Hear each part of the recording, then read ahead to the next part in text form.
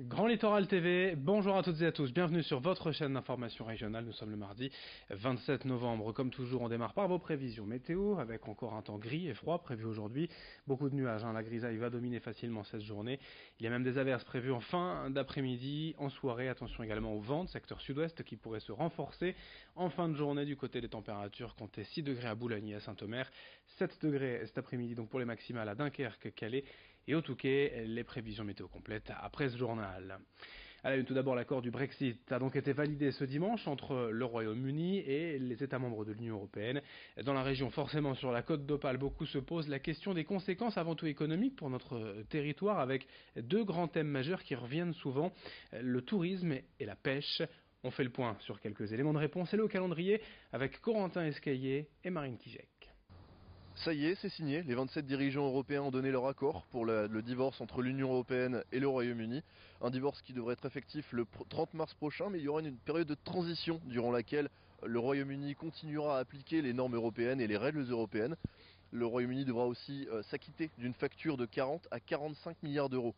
Concernant la circulation entre l'UE et le Royaume-Uni, les citoyens européens, pour l'heure, n'auront pas besoin de fournir quelques documents administratifs que ce soit pour se rendre au Royaume-Uni, à condition que le séjour dure moins de 90 jours. Concernant les expatriés, eux, ils pourront continuer de vivre et travailler normalement au Royaume-Uni ou en Europe, à condition d'avoir vécu dans leur pays de résidence au moins 5 ans. Pour ce qui est de la pêche, on en sait un peu plus. Les Européens auront accès aux eaux britanniques et vice-versa. Et ce jusqu'en 2020, date à laquelle l'accord commercial devra être entériné. Maintenant, la prochaine étape, c'est l'examen de ce texte par le Parlement britannique. Ce sera dans la semaine du 10 décembre prochain.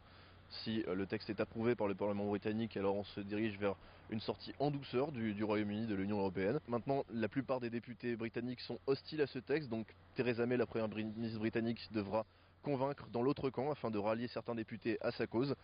Si le texte n'est pas adopté, on se dirige vers un no deal Brexit ou alors une renégociation en urgence, voire carrément de nouvelles élections ou un nouveau référendum. Mais en attendant, comme disent nos voisins anglais, wait and see.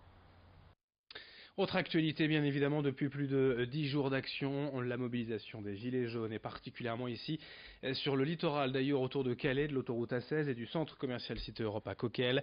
Et depuis la première journée d'action du 17 novembre, les enseignes disent bien ressentir les conséquences de la mobilisation avec une baisse de la fréquentation et donc directement de leur chiffre d'affaires.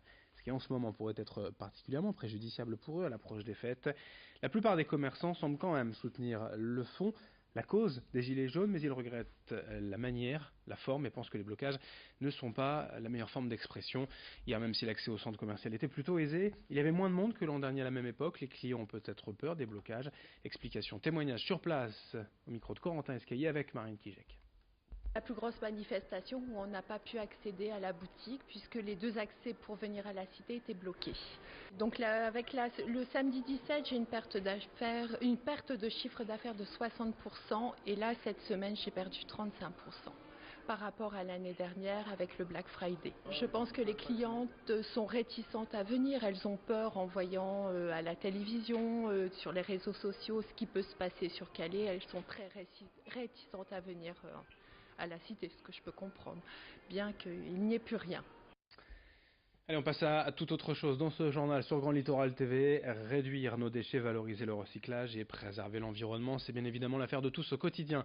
Voilà en substance le message passé par la ville de Rheims, près de Valenciennes, ces dernières semaines, pour montrer aux habitants la quantité des dépôts d'ordures sauvages dans la commune. Le maire a volontairement stoppé pendant 3 semaines les services de ramassage et tout s'est donc accumulé sur les trottoirs à la vue de tous.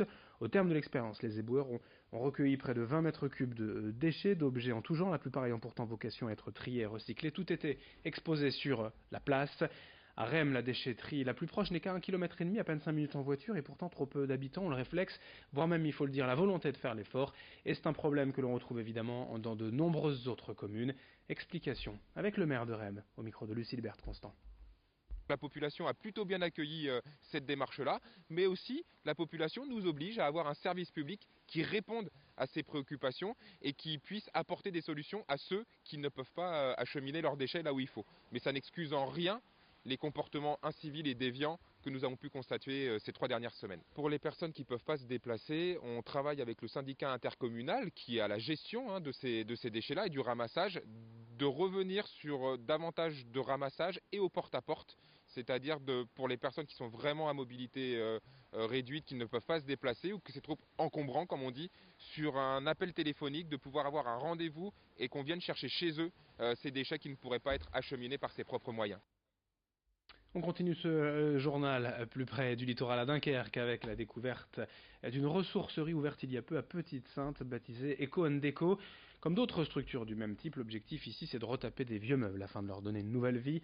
À l'origine, le mobilier et le bois sont récupérés à Dunkerque, à Rosendal, à la déchetterie, puis tout est poncé, réparé, repeint, avec tout de même l'aide d'un designer pour redonner un peu de modernité à ces meubles anciens. Mais au-delà même de la dimension environnementale, la ressourcerie a aussi une démarche sociale, car ici travaillent des personnes en réinsertion. Explication au micro de Marine Kijek.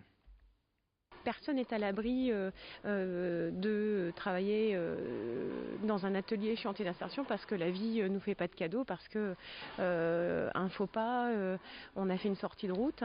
Donc ouais, l'objectif c'est vraiment d'insérer les personnes qui ont connu des difficultés et on lève ces difficultés qui sont d'ordre personnel, d'ordre financier, d'ordre d'hébergement. Mais voilà, l'objectif c'est de se remettre un pied à l'étrier et puis de les former parfois, enfin tout dépend du parcours et du projet personnel de chacun, et de retrouver, on l'espère, un emploi plus stable. Avant de terminer ce journal, rapidement vos prévisions météo du jour de 6 à 7 degrés prévues aujourd'hui et surtout un temps gris et froid. Pas de pluie et de prévu, a priori, sur le littoral, la Flandre, l'Audomarois. Avant ce soir, en fin de journée, quelques averses et le renforcement du vent annoncé. Les prévisions météo complètes dans un instant, une poignée de secondes. Et dès le prochain un quart d'heure, dans moins de 8 minutes, un nouveau journal régional. Merci de votre fidélité sur Grand Littoral TV. L'info continue dans un instant. Très bonne journée à toutes et à tous.